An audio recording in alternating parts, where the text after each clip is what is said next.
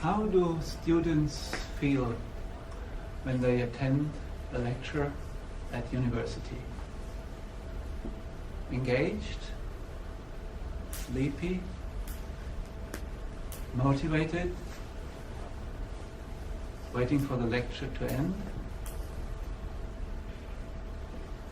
Today's lectures at universities are still performed in very conventional settings, with students watching, listening, and taking partial notes, and professors reading out their slides, using PowerPoint as speakers' notes.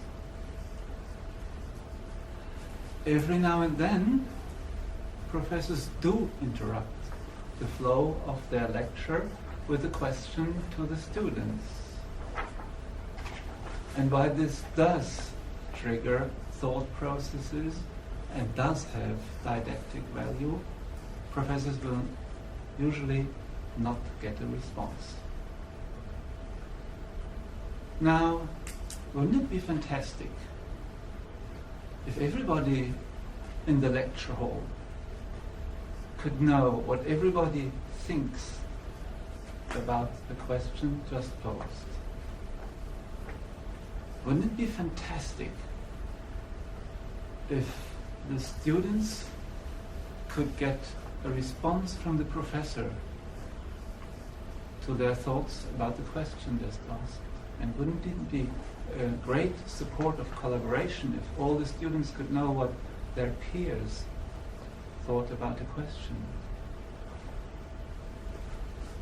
A dozen of years ago, this would have been thought unthinkable. With the technology we've got at hand nowadays, this can indeed be turned into a reality. And I'm now giving you an example of how this can be achieved. I will now give you a URL. And when you open this URL, excuse me, in your iPhones or cell phones, you will see 5 links pointing to 5 questions. As you see the links, don't click on any of them. Please wait for me until I ask you to, so I can coordinate the flow of my presentation with the interactivity with you. Please enter the URL into your devices.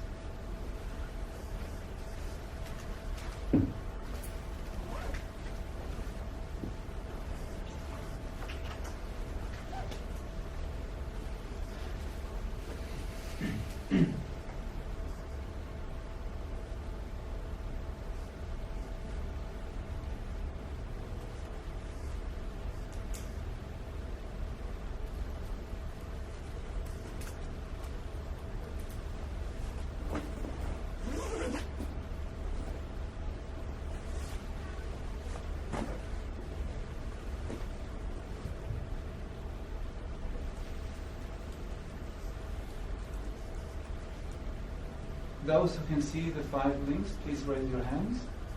Okay, then please click the first question, enter your response, and click submit.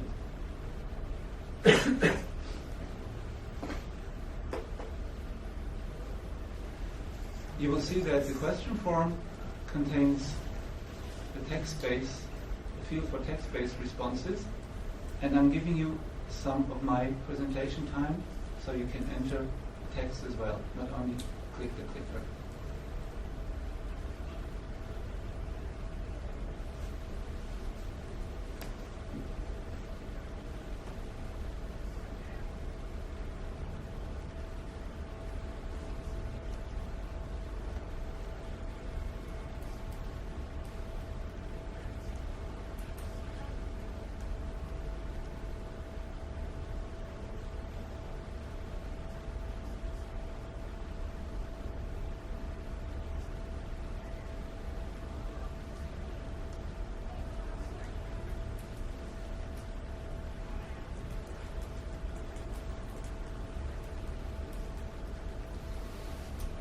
Who has submitted? Please raise your hand. Just one. Okay, I'll give you a few more seconds.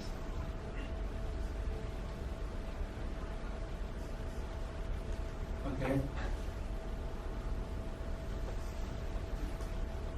Next, before I show you your responses, I will show you my prediction of your responses. I predict that 2/3 of you will give full credit to the value of interactivity in university lectures, and another third will give almost full credit and nobody will say it has little or no value. Now, let's see your actual responses.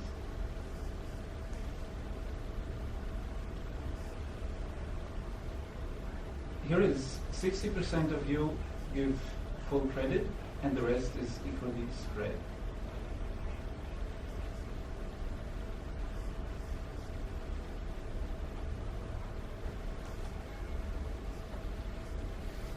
So your written responses is like lectures were given by professors, not discussed among the people in the lecture room. So this means that you give more value to content being discussed rather than presented. And the student can communicate with the teacher. This is also valued because interactivity makes the lesson more engaging. So you see that these answers are pretty similar. So when you've got, as a professor, a lecture with 700 students, then maybe 500 answers is what you get. But you don't need to go through all of the answers. It's enough if you just live through the first few. You can assume that they represent the rest of the answers. Now here is the comparison between my prediction and your actual responses. It is important for professors when they ask questions to students that they make a prediction and then study the discrepancy between their prediction and the actual responses, because this helps them to understand their audience in much more detail. And by studying the discrepancy between the prediction of students' responses and actual responses, they are put in the position to fine-tune their lectures to the students' needs.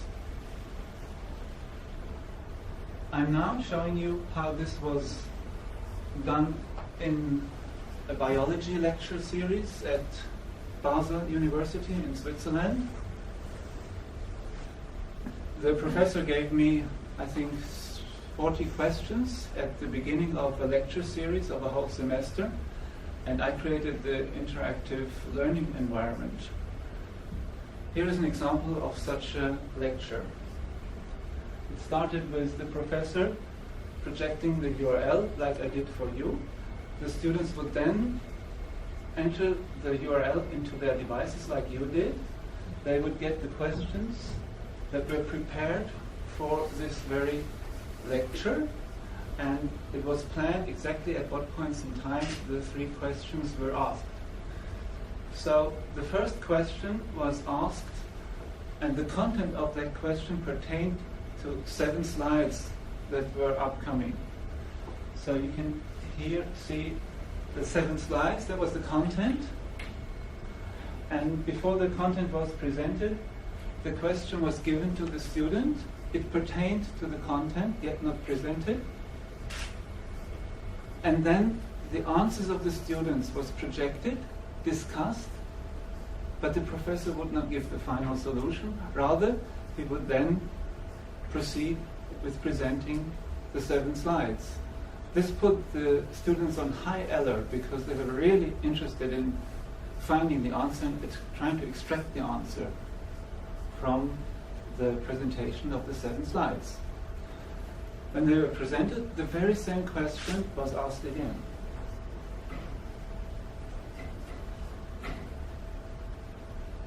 And it was possible to compare the answers of the students before the content was presented and after the content was presented. I'll let you read the results. The correct answer is right. And at the beginning, only 42% got it right, which is okay because this means there is a great learning potential. When the 7 slides were presented, the number of correct answers shifted by 15%. You would think that when you've got 42% at the beginning of correct answers and you do a good job, then it would shift perhaps by 30 or 40%. But it only shifted by 15%. So this is an example of the value of interaction. Because only with this data, the professor is able to see how much they actually learned during the presentation of the 7 slides, and then it can work on refining his presentation. At the end of the lecture, the students were asked on how they liked it, and I'll let you read their feedback.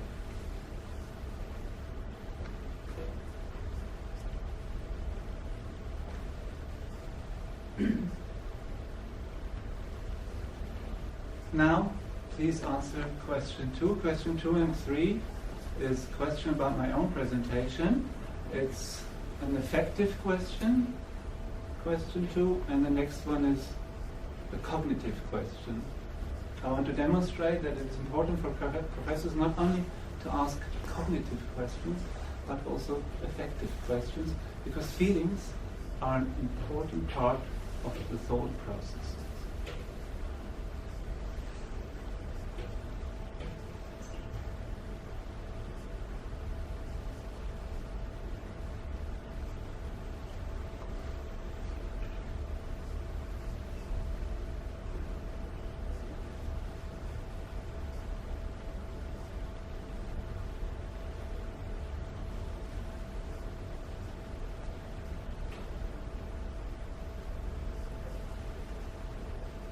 For this one, do we answer many for all the different feelings, or just we pick one feeling? For all the different feelings, yeah. Okay. One click per feeling.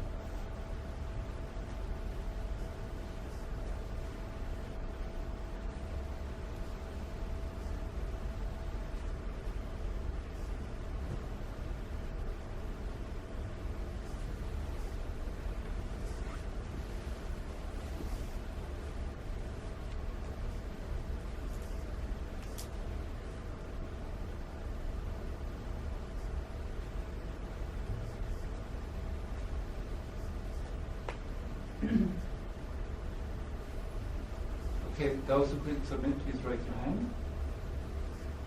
Okay, I'm now showing you the results. So the first one, how do you feel about the presentation so far? Inspired, 33.3% with maximum credit and 22.2% with almost maximum credit, and nobody with little or no credit. So it's quite good, like half of you feel maximum inspired or very inspired.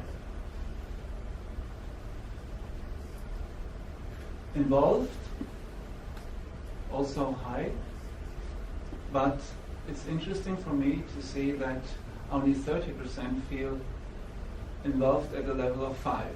This is an important feedback for me because it helps me to fine-tune my presentation more and think about what I have to do to change my presentation so that the level 5 has a higher percentage than only 30. So involved and absorbed is a similar profile here, and then satisfied is stronger than absorbed and involved, which I find also very interesting. Interesting is also that we don't get 0 and 1s anywhere. And now the other emotions, the counter emotions. Sleepy. Sleepy is interesting. So 33% feel sleepy at the level of 2. Uncertain is equal distributed, but most of you don't feel uncertain. And confused is like uncertain. Uninterested is the same. Okay. So thank you for this response. And now please take a look at the next question.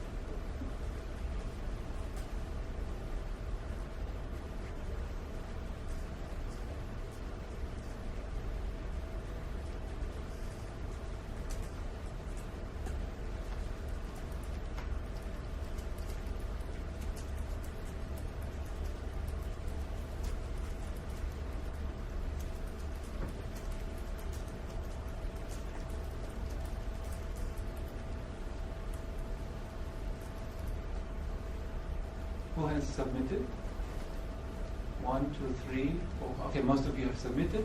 So I will now show you your text-based responses. It's about the way the question was asked. It says, I'm just reading the short answers. It's good. We can answer the true knowledge. So I think it means we can assess the true knowledge. Maybe good for reinforcement. I'm not sure I understand the concept. That correlates with one of the findings in the chart before. Good approach to gauge pre- and post-lecture understanding of concept, and was very useful for comparison and for the lecture to improve his or her teaching material. Okay, so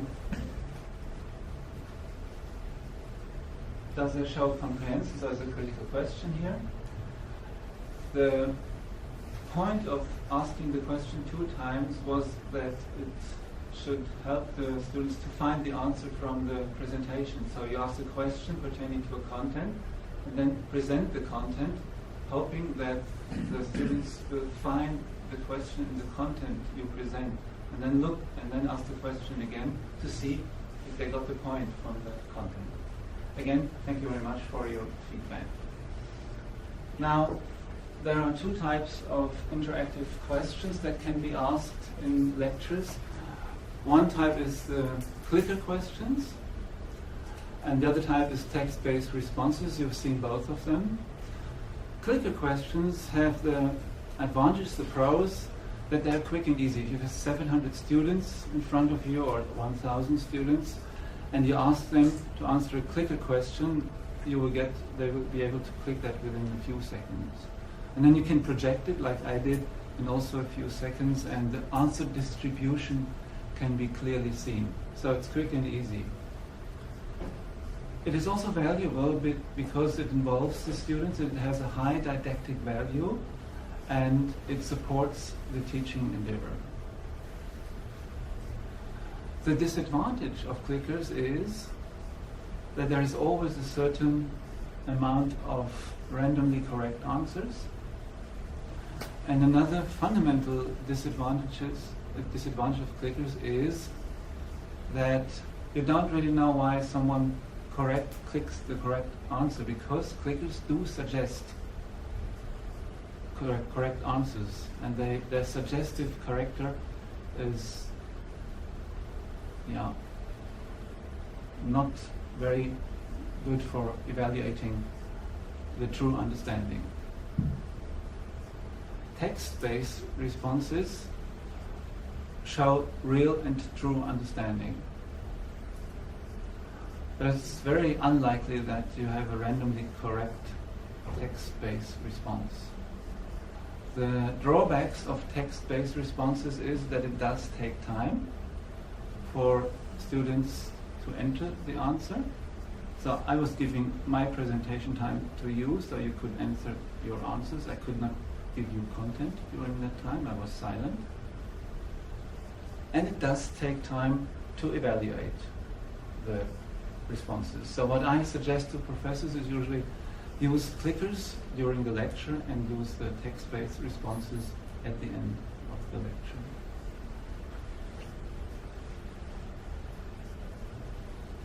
There are at least 4 types of interactive questions. The first one is you ask a question to the audience, collect the answer, like I did, and then project and discuss the answer.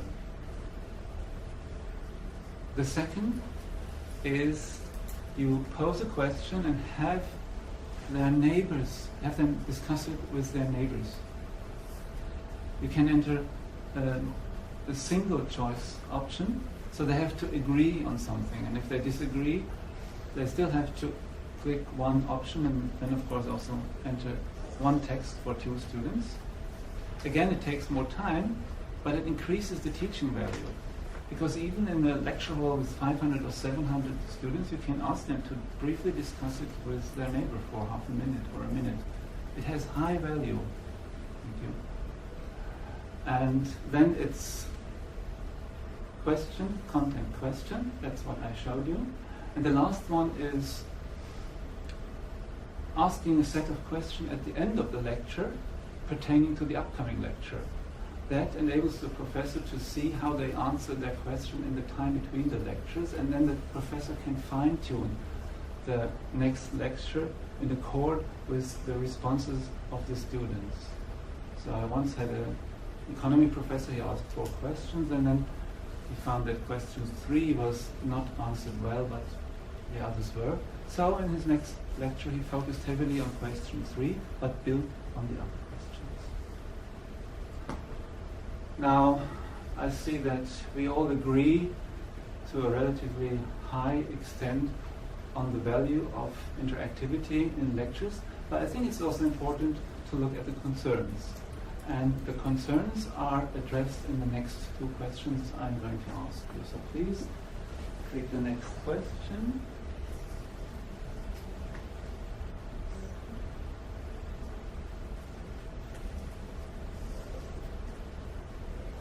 Okay, I'm showing you the first series of responses. So within a given period of time, you lose time for content by adding interactivity. This is a very important argument that is brought often very, very frequently. The argument is, if I do interactivity, if I do an interactive lecture, in other words, if I do something that contributes to the learning quality of my lecture, I lose time for content, like I did now. So when I ask you to enter something and when I discuss the answers with you, in that time I cannot present more content. So the question is, how much content do I want to push on you, and how much interactivity? So how much time do I want for content versus how much time do I want for you? That's the point here. So most of you are amazed, okay, and fascinated, and ambiguous. Not so many. It's equally distributed on between 0 and 3, and then annoyed is 46% of you feel annoyed about this statement.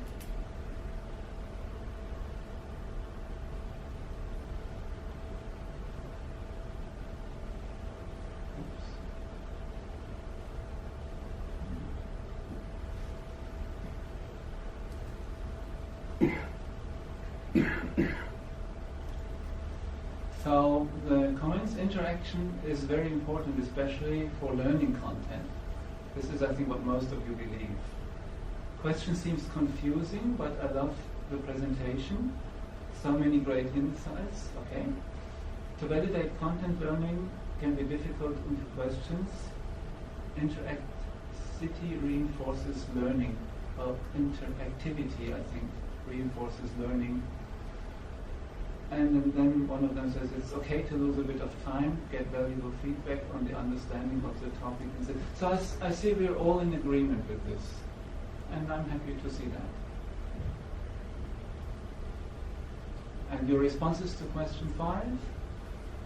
Question 5 is the preparation time for interactivity loses some of my research time. So this is the situation of that is difference between professors and high school teachers, because a high school teacher's 100% job, almost 100% job, is teaching. There is some time for interacting with parents, there is some time for administration, but the main part of a teacher's job is teaching. And this is different for professors at university. So there it is spread.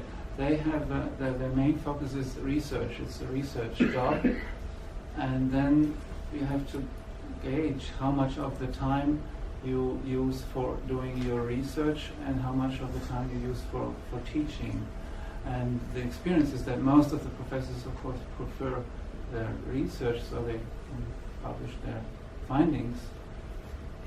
But this is something I want to expose. And so your emotions, like amazed, is equally distributed, which I find quite interesting.